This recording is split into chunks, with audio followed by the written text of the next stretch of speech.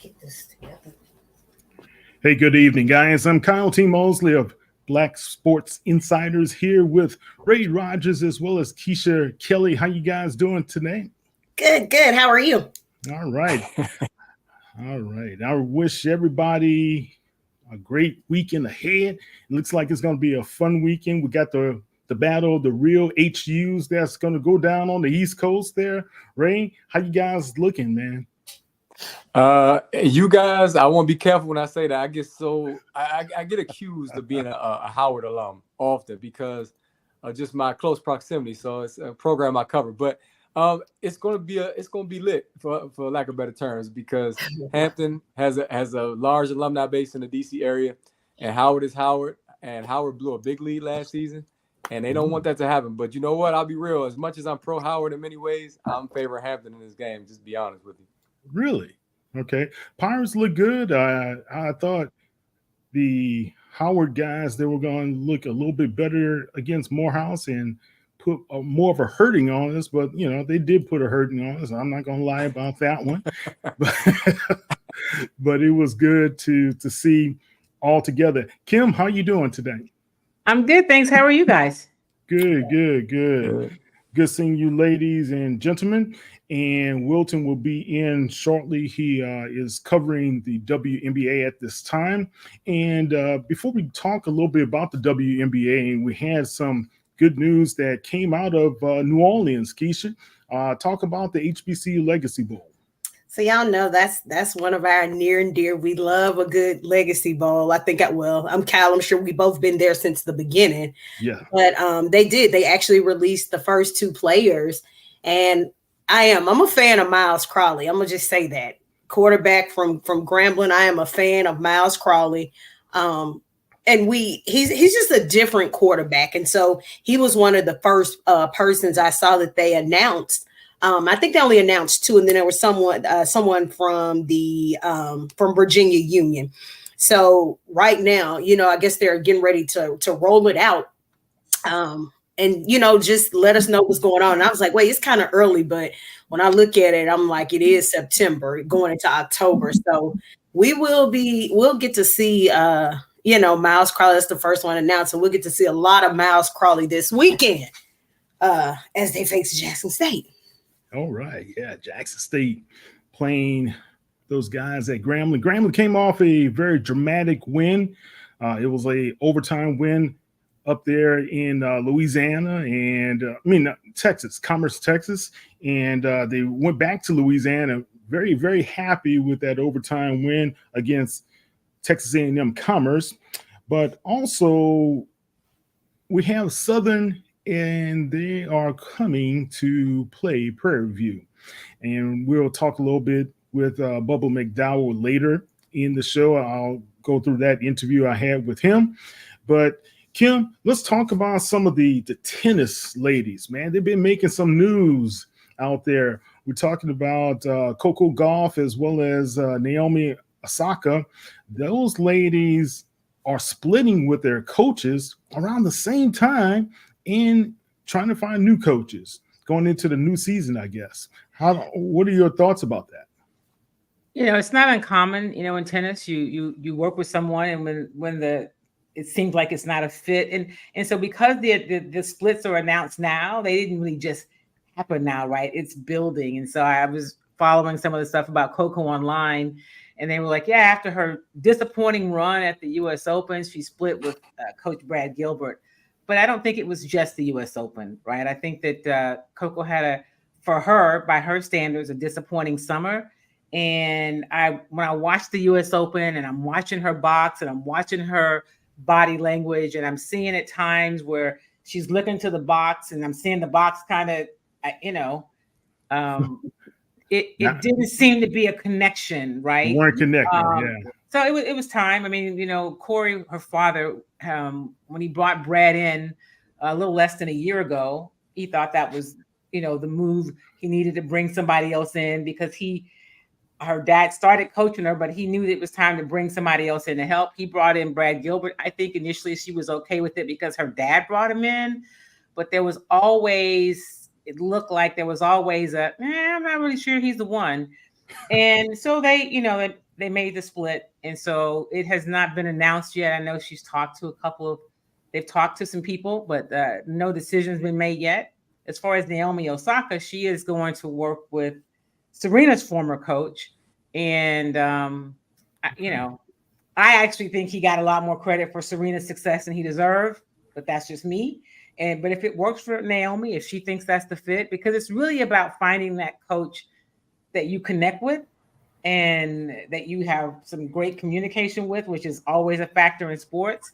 And if that's what you think you need right now, and then you go for it and see what happens. But, you see, if you follow tennis, you see coaching changes happen, not really uncommon. So that is what's happening now. And I'm looking to see what decision Corey, that's Coco's dad, and her ultimately make in terms of who's going to lead her team.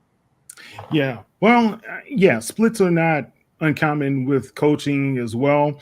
It just didn't seem like you said, it didn't seem like it was gelling well with Coco this season. Not to make any excuses for her, because the other young ladies played tremendous tennis. I just think right now a change could possibly help put her in a different direction, as well as kind of kickstart that career up again, because right now she's in her prime. So we got to get it while we're hot. She's still very young. I mean, Coco's still really young. One of the things that I saw from her, and I think you and I may have talked about it over the past several months, is I saw her not really showing up like the champion she's been. And I don't mean that means you win every single match, but it was in the matches where she had challenges. It seemed like she was doing a little bit of a little more complaining, and that's not really her character, and it's not really the mindset of a champion. And so for me, it's always about that championship mindset. And I saw that not being consistent with her. And so whatever that is, because she is a champion, right? And so you show up like that, and there's going to be some calls you don't like, and some calls that you're right could just be wrong. But how you handle that, because she's allowed some of those calls and some of those instances to take her out of her game. And so that's the thing that I hope she can navigate and work through it. I'm sure she can. Like I said, I thought she'd win her first Grand Slam by the time she was 20 or 21. And she, of course, won it a few years earlier than that. So she's got a lot of tennis left ahead of her, and I think she'll be fine. All right. Will, how you doing? I am doing good. What about yourself? Good. I know you were covering the WNBA earlier. Look, a lot is going on in the WNBA. You had Angel Reese and a couple of other young ladies who were on the Sports Illustrated 40 influential stars rising, whatever. And right now, if you look at Angel Reese on that cover, man, she sure was looking good before that forearm injury, right? But she has made an impact. Caitlin Clark has made a great impact, and other young ladies have made an impact. What are your thoughts about those people who were included and the ones that are still on the cusp that will be the future stars of the WNBA? Cal, I think it's just a testament to what's going on in the WNBA, and it's not something that just happened, obviously, this year. You have to go back to the college game within the past couple of years, and rightfully so. When you look at that, you go back to a player like an Angel Reese and obviously a player like a Caitlin Clark. Their battles of, in college, and of course, like the championship game that everybody remembers. But this is this was basically a build-up even before that championship game, where it was just a lot more people starting to care about women's college basketball. I mean, it was just so many different storylines. One thing about sports that we definitely know is that people love, we love to see battles, and we love storylines. We love to see who's going to go up against who's doing, when I say trash talk, not necessarily trash talk in a negative way, but more so of, this popularity or what gets people talking. What do people care about? And it's just so much to care about when it comes to the women's game. Of course, people are going to watch the game to see who wins, but you're also talking about the style these ladies are wearing and things of that nature when they're coming to games. And so really, when you look at the WNBA specifically, more so than other women's sports, like they're finally getting or starting to get more of that exposure that they've desperately been wanting to get for the since basically the inception of the league. And so now that you're seeing it happen, you're getting players like the Angel Reeses of the world, the Caitlin Clarks of the world, bringing in this new, not necessarily a new tradition, but more so like this new layer of exposure that other players didn't always get, the ones that paved the way before them. Because I can guarantee you, with players like Angel Reese, Camila Cardoso, Rakia Jackson, Caitlin Clark, it's not going to stop here. I mean, you just turn the chapter and look behind us. That's really not so far behind us. You look at the college game, look at Juju Watkins. Like, you're talking about a player who could be, she's already good now, but she doesn't necessarily know how good she's going to be. And that's scary, because Juju was really, really good last year during the regular season at USC, then of course throughout the tournament. And so, and that's just one example. So to see, players like her, obviously South Carolina is going to reload this year, and then just other players that are constantly being, coming out of some of these Power Four conferences. But then even beyond that, some of the players that are just being spread out and looking at the talent across the entire nation when it comes to women's college basketball. So it's not surprising to see, where Angel Reese is now, her and Caitlin Clark leading this new wave of the WNBA and what that looks like. It's just only going to continue to get better. Yeah. Hey, Kyle, let me, can I? Sure. I wanted to just add something. You're talking about the WNBA. Of course, we heard this week that they're going to expand to Portland. We already know that they've decided to expand to Toronto. And today, Tillman Fertitta, owner of the Rockets, who is looks like the NHL team's coming to Houston, but he also has made it clear that he's putting in a bid to bring a WNBA team back to Houston. Well, he's going to use the Comets branding, so he wants to try to put in a bid for that.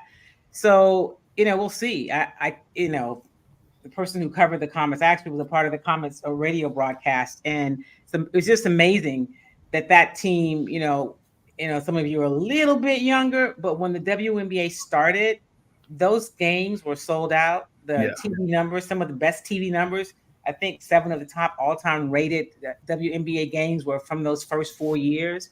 And then the league dropped off tremendously because, as you mentioned, they didn't do a good job of sustaining that once they split from the NBA franchises they were connected to. So it's a great time for women's sports, especially in women's basketball. And it just seems almost just sinful that there's not a team in Houston. And so one of my best friends, Zena, and I always talk about how, what in the world, how could there not be a team in Houston? And so it's good to see Tillman Fertitta making a move in that direction. Yeah, very good. We got to get the Comets back on track in Houston, man. Those ladies were on fire. Wouldn't that be something if Cheryl Swoops was a part of that?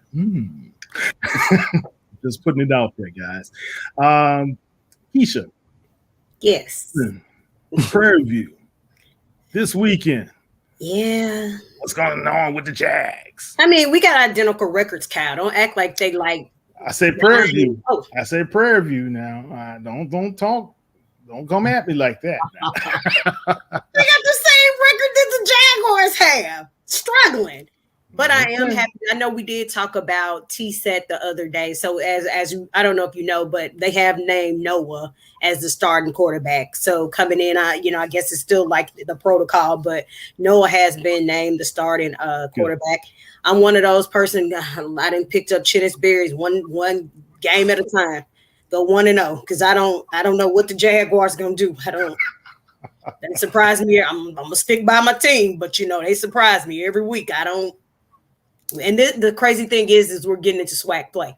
Yeah. So, getting into SWAC play, it does. You talk about playing Prairie View this weekend, then Nichols, then I think Texas Southern, maybe Texas Southern. Yeah. So, and then Alcorn. So it's just like, it's not going to slow down. It's just the SWAC play it's going to get crazy. Yeah. If you look at the SWAC play across the board, it's going to be very hot these next several weeks, man, and it's going to be very contentious, especially in the SWAC West, because nobody has really risen to the top yet, and we'll see how that goes. But Jackson State looks like they're into a fight there, Wilton, with FAMU right now, and we'll see how those guys go. But you can't count out the Hornets. That's one thing, and you're going to have to contend with them as well. All right, we have a talk with Coach Bubba McDowell. We're going to go in and talk about what's going to happen and his thoughts on the Panthers program. And it was a good talk, very enlightening talk. And we'll be back in a few minutes to have Bubba McDowell a part of the show. Thank you. November is American Diabetes Month, but we're not here to celebrate it. Not when diabetes is gripping us and hurting us. At the American Diabetes Association, we're here to make a stand. Join us, add your passion, lift up your loved ones and those in need, and move us closer to a cure. Someday, we can celebrate. Until then, we fight.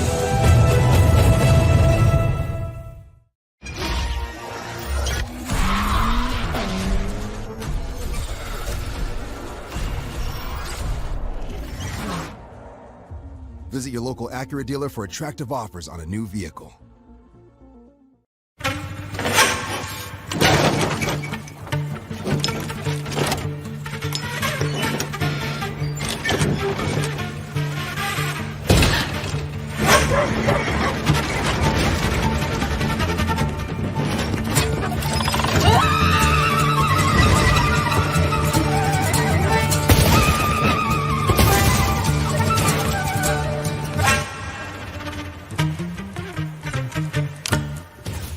See those people right there?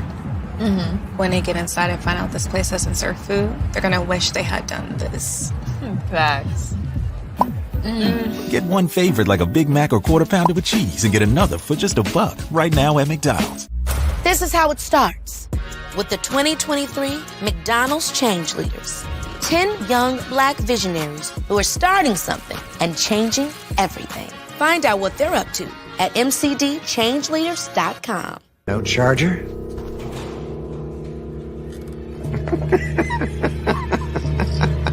It's a Mac. The battery lasts all day. See you next week.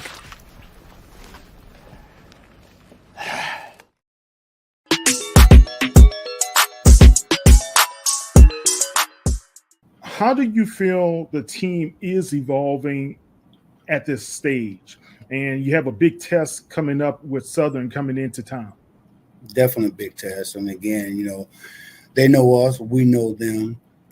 Now it's just about us just going out and executing. I feel really good. As I told them, I said, guys, we're there. We're almost there. We're not quite there. We're almost there.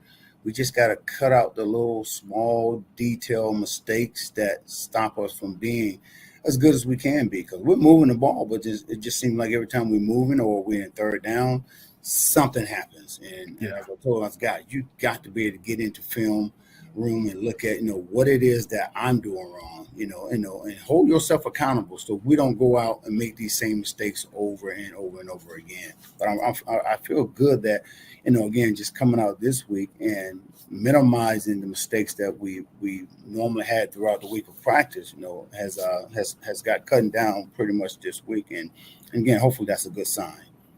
Good. Will you guys turn back to Peterson as your starter? Absolutely. Yep. Okay. Yep. And that relationship you guys have, I know all spring you wanted him to be the guy, and then Lucas Coley came in, and how's he faring along with his rehabilitation? He's getting better. He's throwing a little bit, just a little bit of soreness after he throws, but he's definitely come along really, really good. Again, we're gonna let him warm up in the game and just kind of see where he's at, and and just hold him out again just until he's 100% healthy and ready to go, right.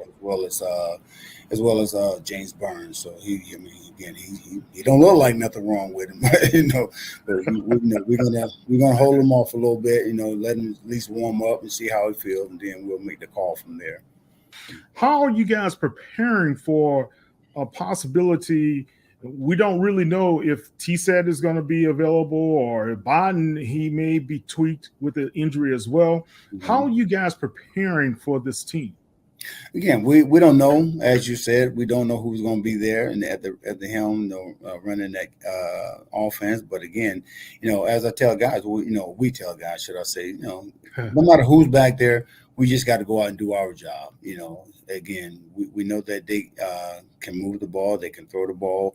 But again, how you go out and prepare yourself throughout the week and go out for Saturday, and do what we ask you to do and not what you want to do because you just want to make plays, Kyle, we'll be fine. And that's been our big Achilles heel.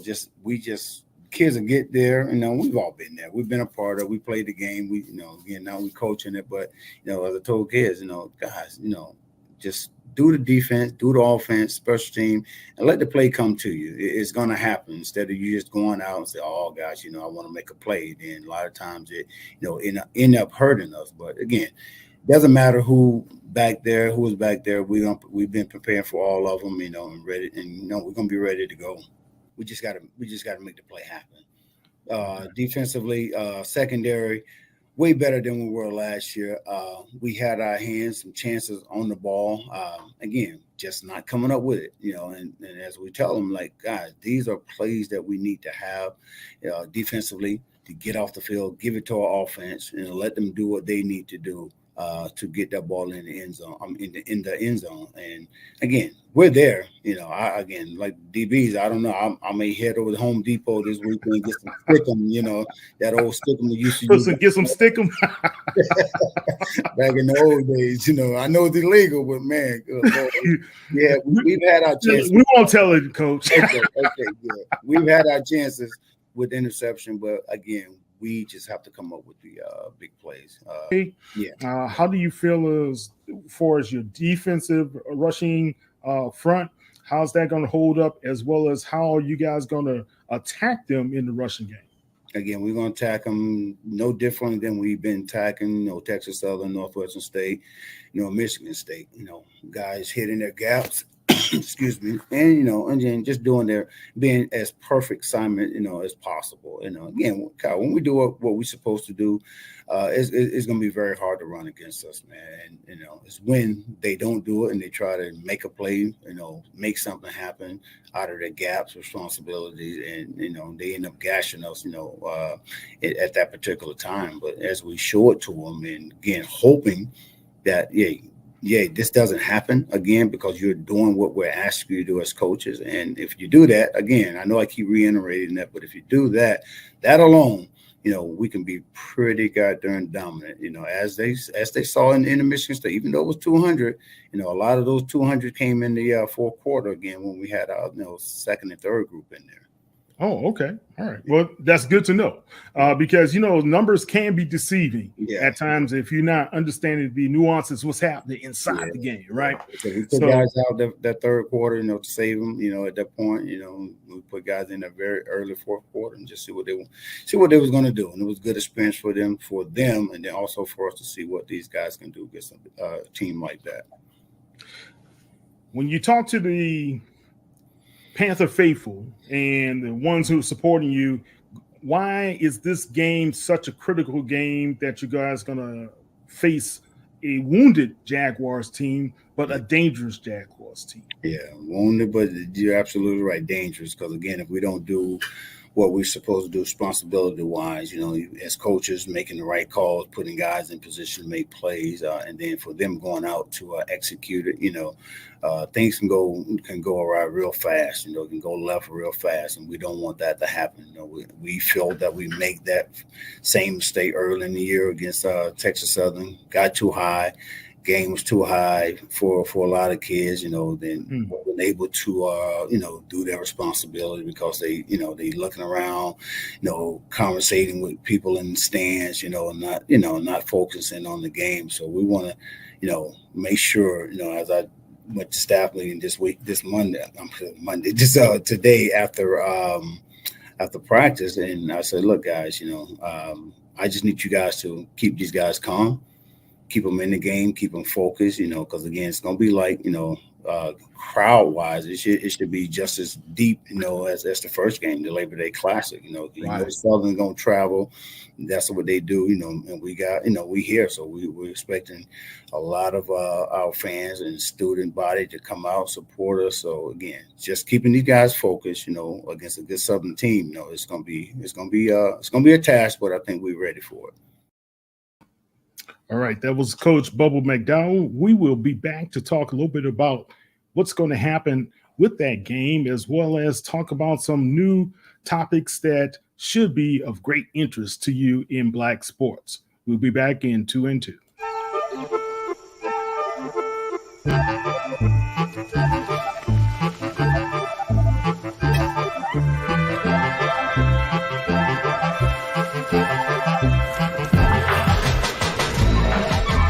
The walking tree is said to change its entire location in pursuit of sunlight.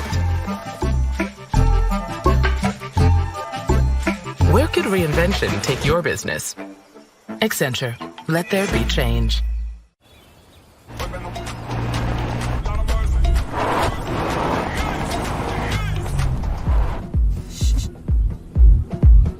That way.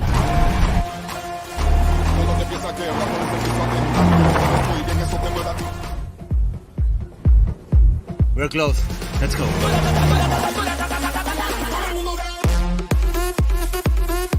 With Nissan, fun has no limits. Hey, it's Jared. Let me show you how I created my dorm room vibe for less with Amazon. I have tons of different clothes. I have some pajama pants, more pajama pants. People say I have too much. I don't really listen to people. I love to journal. I got my gratitude journal, I got my mantra journal, and I got my 5-minute journal. And oh, I got a package from Amazon. Let's see what we got for today. This is perfect. This is my journal that I journal about journaling. Dear Diary, I wish I had more PJs.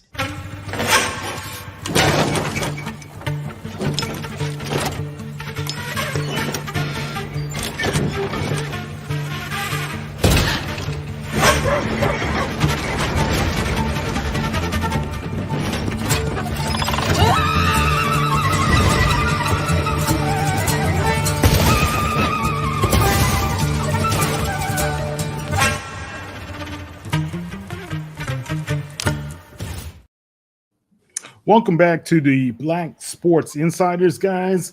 What are your first thoughts, Keisha, Wilton, Kim, as well as Ray, about what Coach McDowell had to say?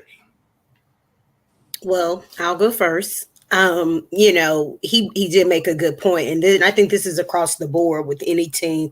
You can be banged up and wounded up no matter what it is, but every team can still, you don't know what you're going to get from a team from week to week. And like I said, prior to, we have Bowden that's starting. So from week to week, we don't know what we're going to get. And of course, they've been studying this. Again, this is going into the first game of SWAC play. So, everybody's ultimate goal, of course, is to get to Atlanta. That's the ultimate goal. No matter what happens, that's the ultimate goal, is to get to Celebration Bowl.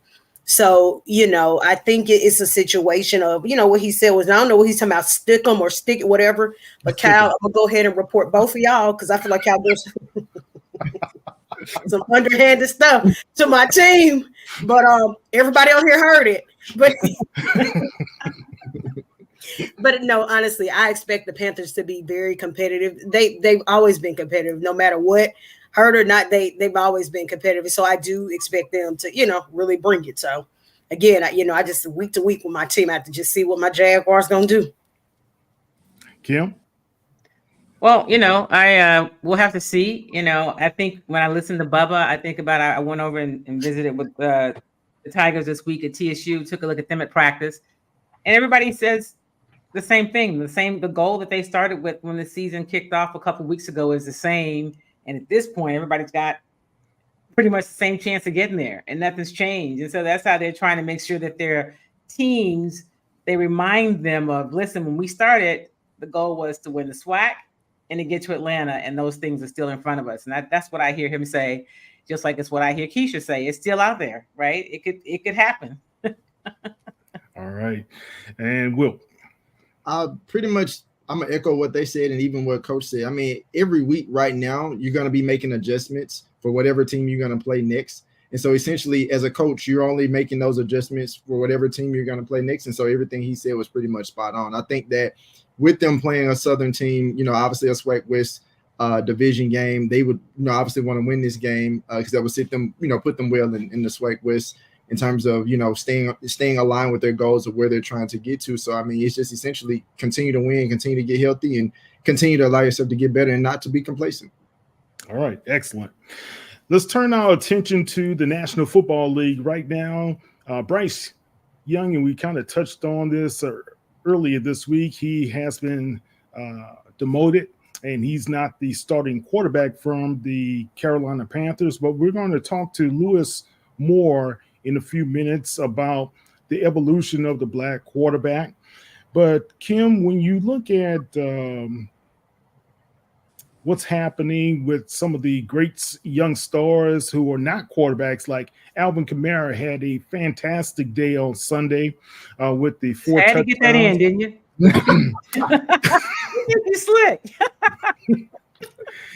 They're hating as usual. Go ahead, I'm sorry. You said no, hold on. Since you went there, so let's put up the graphic. He had 4 touchdowns, 65 receiving yards, and 115 rushing yards, but it was just one of those classic Alvin Kamara virtuoso performances. And you just have to like what you see in that young man. But all in all, they had some great performances across the board. But the clash between Caleb Williams and CJ Stroud is just a part of that young group of talented black quarterbacks that we're going to see more and more coming up, right? Yeah, it is. And you know, I you heard me say before, I think it's unfair to judge quarterbacks against what CJ Stroud did last year because he had such a phenomenal year, but also it's the situation that he was in, right? He had D'Amico, and so that was huge. He had D'Amico Ryans, and he had some pieces around him. I think Caleb's going to be fine. CJ talked about it yesterday after practice. He said it took him 3 or 4 weeks in that first year to really kind of start to get his groove. And one of the things Coach Ryan said earlier this week too is the expectations that people have on these young quarterbacks. It was a time where as a rookie, you rarely played. People forget how long it took Peyton Manning. He was awful at first before he really found his way. But now the expectation is you're a quarterback, come in, you're a rookie, and what they don't say is we want you to win while you're on that rookie contract, right? Before we have to really start paying you all the money. And so what kind of systems are they putting around them, whether they're the black quarterbacks or not? And we talked about Bryce Young earlier this week. It is the pressure to perform right away is so high, but also I think what they've done in North Carolina is kind of malpractice. It's an awful organization. It just is. The owner is awful. They fired Wilkes a few years ago when he had a winning record. They haven't had any success since. They brought this young man in because Dave Tepper, the owner, allegedly didn't like the way he looked. Think about that, whatever you will.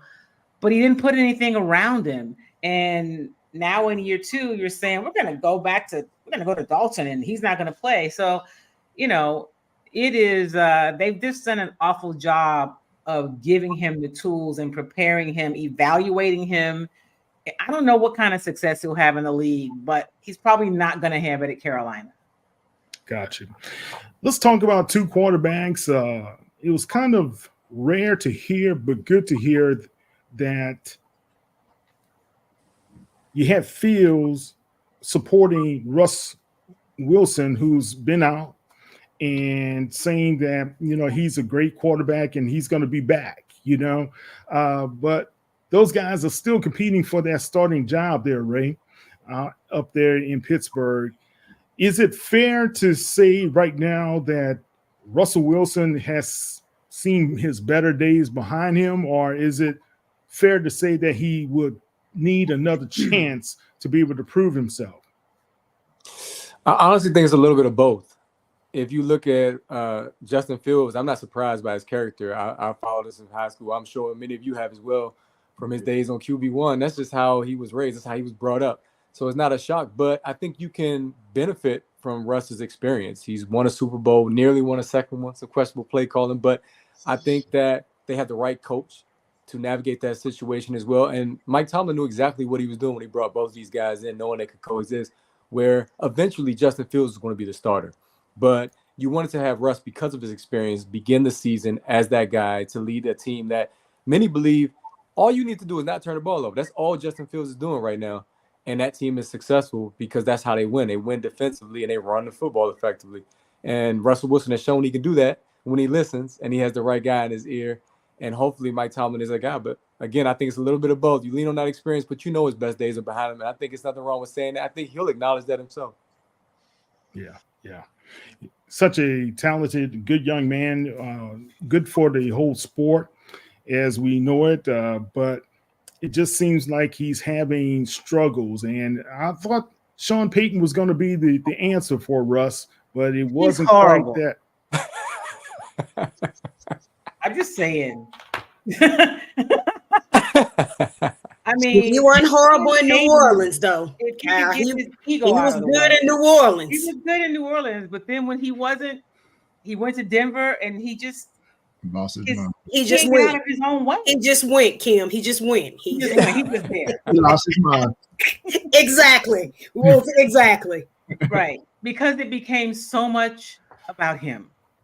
But anyway, he listen. I used to work in New Orleans. I covered the Saints. I mean, of course, when I was there, there was no Sean Payton. It was Jim Haslett. That's how long ago I was there. But it was the first time they got to the playoffs in a long time. But yeah, I thought you were going to say Jim Moore. I was going to say, oh. Yeah, I think he's made a mess of what he's doing. Yeah. Yeah. Just, yeah. Kyle, I mean, She keeping it real. I'm just, come on. Are you going to sit here and tell me you're still a Sean Payton fan? No, I would never say I was a Sean Payton fan. I did love him as the coach of the New Orleans Saints, and I think he did do a great job. But he did. You started to see decision making was starting to wane those final years, even though those guys were 13-3, when it came to those critical times for them to be able to make plays in the playoffs, that wasn't happening. On second down and 6, you don't throw the football to Michael Thomas and lose time on you run time off the clock, guys. Then you don't throw a little screen pass to a 5'8". Kyle, I'm sorry. I didn't mean to make you relive all that. I mean, it's like PTSD, but I'm just saying this so is you can relate to the Cowboy fans. It's the facts, man. And you look, I've been through the Aints. I've been a young guy in the Superdome with the bags on our heads and still selling out the crowd, just hoping that they win one game. So I've been there, guys, and I've been through the thick and the thin. I'm not a fair weather reporter now, but I do understand the plight of the Saints fans and the Who Dat Nation. So, and Sean Payton gave us a lot of angst.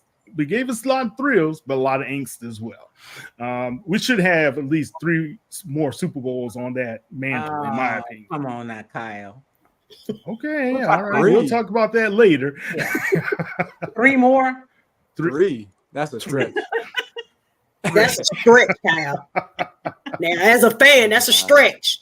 Okay, all right. Stretch. We hear the symphony rolling with the violins playing. So, no, but seriously, yeah, I think there was a lot of, with that offensive production with Drew Brees in his prime, and as well as having guys like Marcus Colston and Darren Sproles, and the list can go on and on and on with the talent that was there. Not to have multiple Super Bowls was a issue. And I spoke to Jeff Duncan about this, who is a Hall of Fame voter. And he did say if Sean Payton cannot win another Super Bowl, his candidacy to be a Hall of Famer may be in question. Just putting it out there, guys. All right. Okay. Whatever. So, let's listen to a little clip that I have with Lewis Moore, who has written a very great book, The Great Black Hope, and it's coming out on the 24th. You can find it in Barnes and Nobles. You can find it at Amazon as well. But interesting enough, that same day, Michael Vick's documentary about the evolution of the black quarterback will be on Amazon Prime. So both of those will have their debuts, but let's listen in to what Mr. Moore had to say.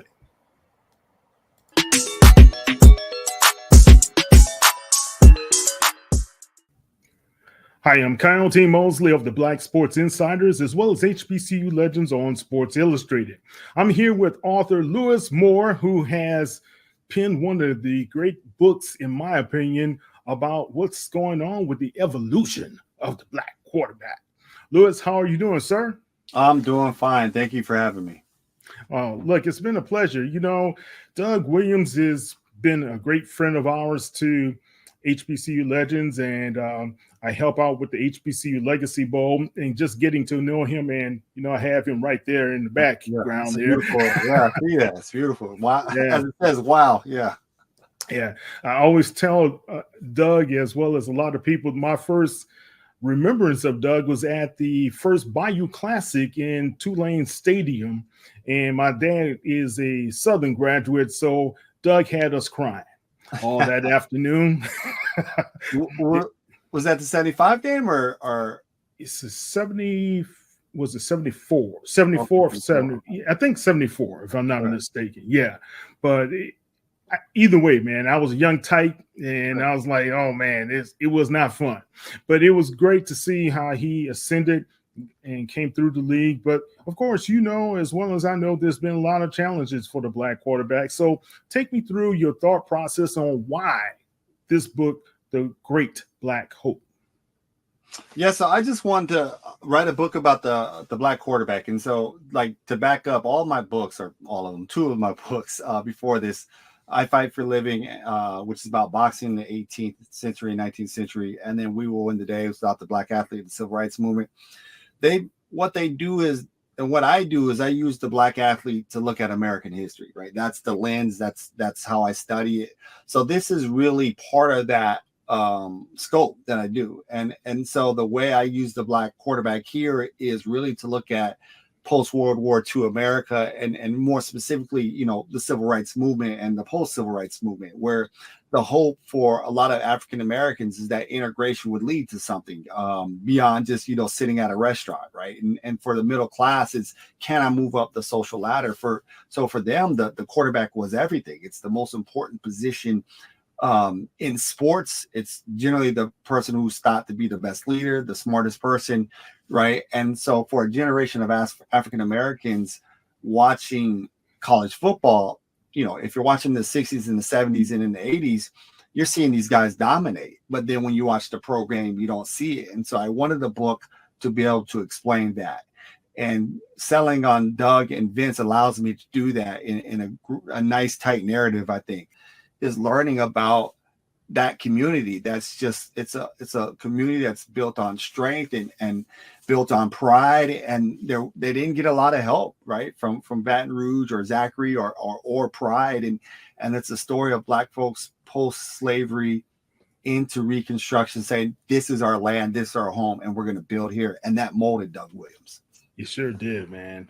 Molded him into a great quarterback, as well as visionary, that we know today as part of the Black College Football Hall of Fame, as well as the visionary behind the HBCU Legacy Bowl, and helping out to be able to broaden the knowledge for a lot of scouts and executives about who these young, talented individuals from HBCUs are. But what kind of struck me in your book, man, and guys, go and get the book. Yeah. The Great Black Hope. Go get the book. Lewis Moore's book is great. It's on Amazon and everywhere else that you need to go Barnes and Nobles, whatever. Just get the book. No teams wanted to take a look at him. I mean, here's a guy who wins the Rose Bowl on national TV, and he's barely getting a sniff. And he said, forget this. And he had seen too many black quarterbacks like him not get a real opportunity, maybe you play cornerback or maybe you play receiver, and he didn't want to do that. He knew he was a true quarterback. So like a lot of guys who had to do it before him, starting with Bernie Custis in the early 1950s, he went to Canada, right. and he balled out in Canada. But what that allows him to do, because he didn't get drafted in the 1978 draft, is that makes him a free agent. So the way it worked is if you got drafted, even if you went somewhere else and didn't play, that team who drafted you owned your rights. And That's right. And Moon and his agents told teams like, look, I'm going to Canada. Don't even draft me. And that's Lee Steinberg, right? Lee Steinberg, right. And so that allowed him to come back years later, 84, to come back as the first true free agent. So every other player, even if you're a college player going into the draft, you have no rights because any team, ask John Elway, right? Any team could draft you. Now, Elway luckily had baseball and could say, no, I'm not going to play. Or Bo could say, no, I'm not going to, Tampa Bay Buccaneers, right? But it was Moon who came in. Nobody had his rights, and that meant they had to pay him what he wanted. And he comes in as the highest paid player ever. And then a couple years later, he's going to do it again, right?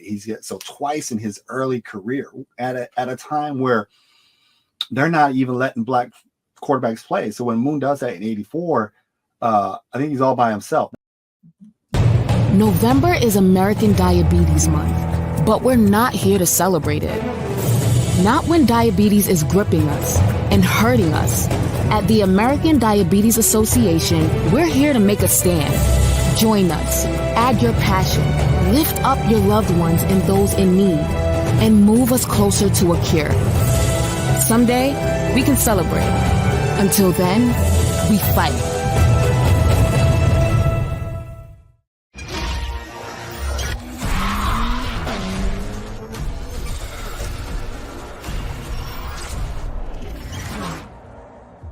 Visit your local Acura dealer for attractive offers on a new vehicle.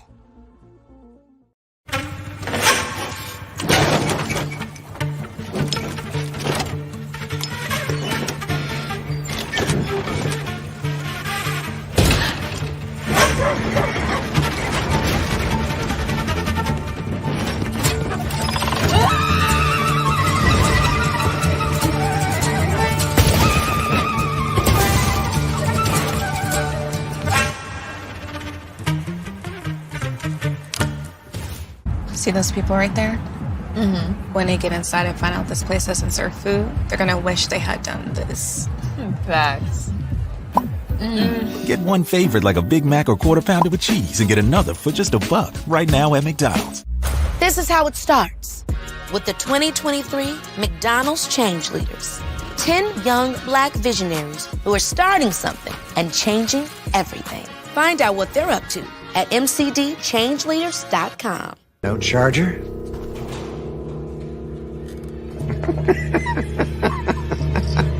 It's a Mac. The battery lasts all day. See you next week.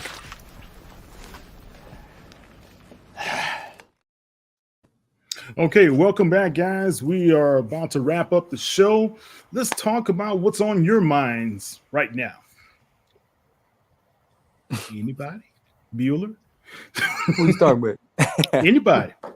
Come on. All right, so I'm gonna do my shout out. Wilton and I talked about Savannah State grad Izine Kalu. That is a 2-time Olympian, which is Tokyo and Paris. She was actually playing for Team Nigeria during the Olympics, but she is now going to play in the WNBA with the Atlanta Dream. So I'll get to see her. I'm sure Wilson will be back, so he'll get to see her. And the Dream literally just got in to they clinched the playoff spot. So if Atlanta ain't gonna do nothing, they gonna turn up. But y'all know the Falcons. Sorry, Ray, they gonna disappoint you Sunday. So don't worry about it. You even knew what a guy could do. They pay the Chiefs. Okay. We'll see. All right, Wilton. No, I was just gonna add to what Keisha said. Kalu actually got some playing time tonight. She actually scored a couple points in that game that the Dream won to secure the 8th spot, and they'll face the Liberty in the first round starting on Sunday. But beyond that, just thinking about some of the games that's gonna happen this weekend. Of course, Prairie View's game against Southern, Jackson State and Grambling. I was thinking about that game a lot earlier. It's gonna, it's the first, because they don't count Jackson State and Southern as a SWAC game, the way it's set up because of Southern in the West, Jackson State in the East, but just getting a chance to see 2-2-1 teams come in and what's going to actually happen, like what version of Miles Crowley will Grambling have, and also Cameron McCoy should be starting again for Jackson State. At least that's what TC Taylor said in his press conference on Monday, so that should be interesting to see.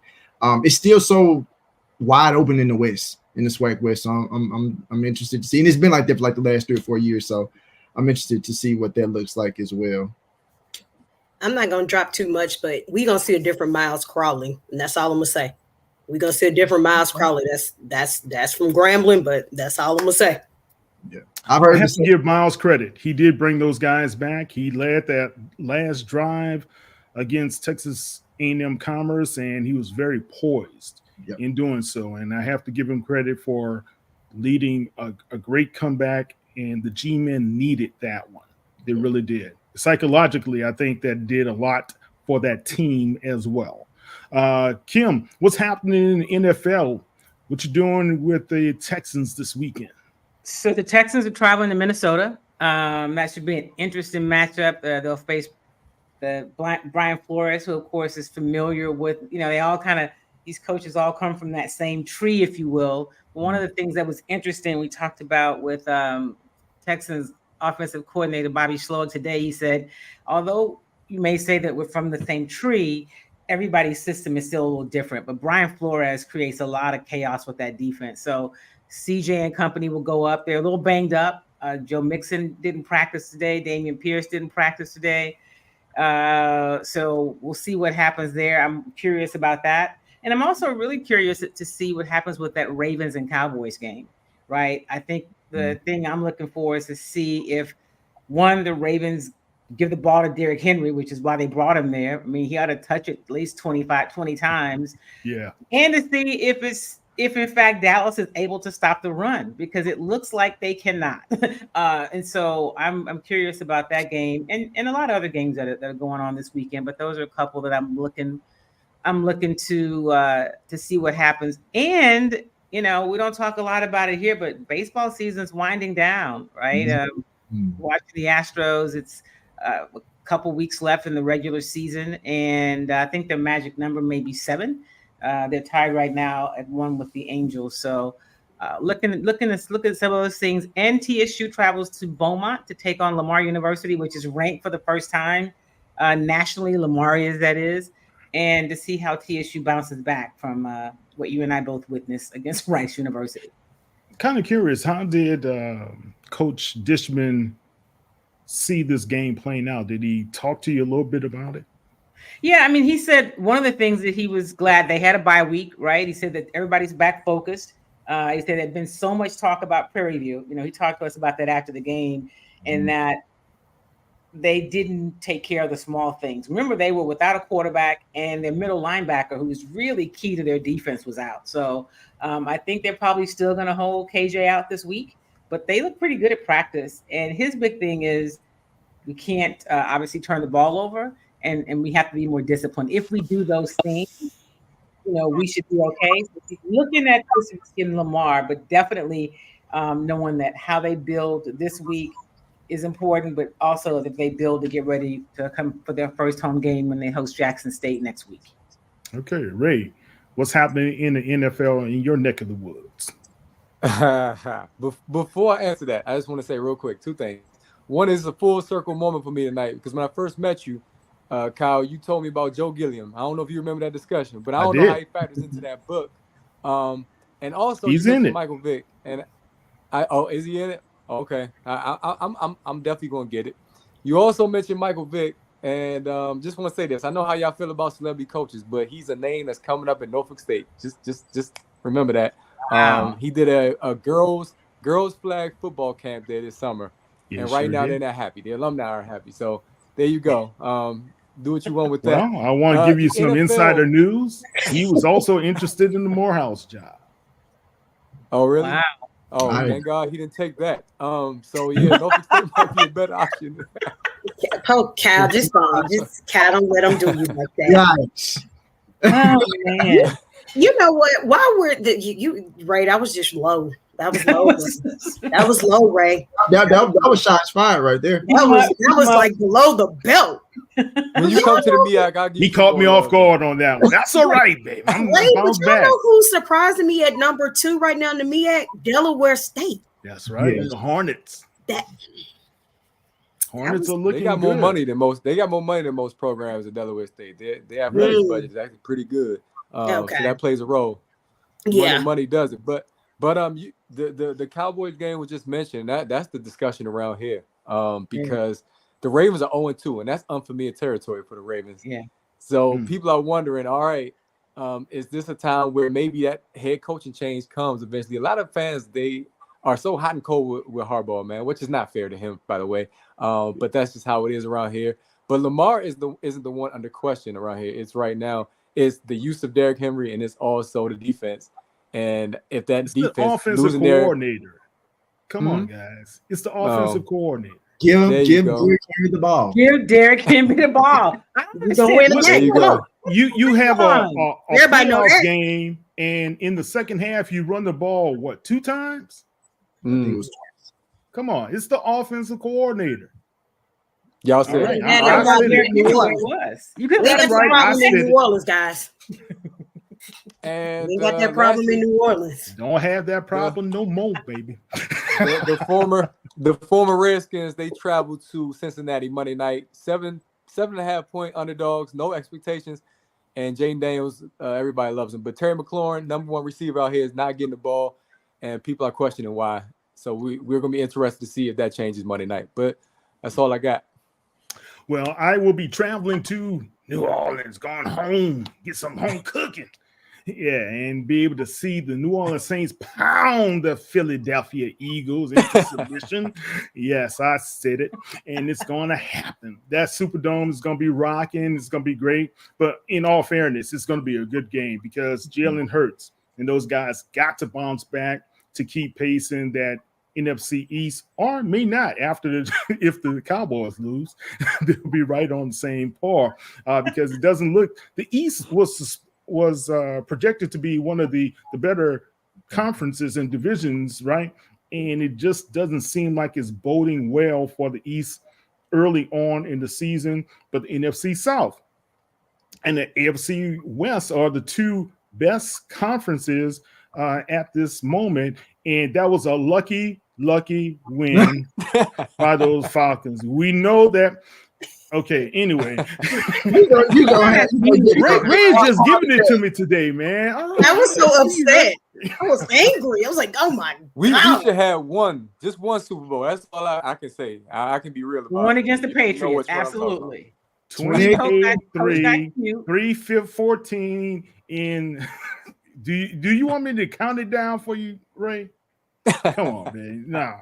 28-3, you lose the game in the biggest game of the year, right in Houston, right? Yeah, that's where it took place. Yeah. All right, man. But that's some good stuff, guys. So there are some great games out there. Of course, you need to pay attention to. I think Valley is going to play a Louisiana team, and you got Southern Prairie View, and you have Alabama State. Those guys are playing another FCS team. But before we leave, we're going to talk next week a little bit more in depth on Wednesday night. We're not going to do Monday and Thursday. We will have a Wednesday night show next week.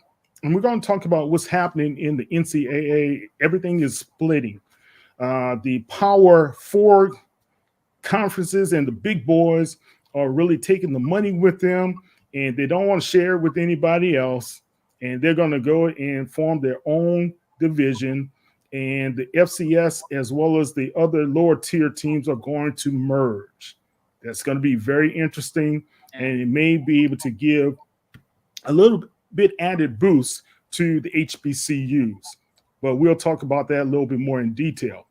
Follow us at Black Sports Insiders. You can be able to go online to all of our social media platforms, as well as you can check us out on HBCU Plus.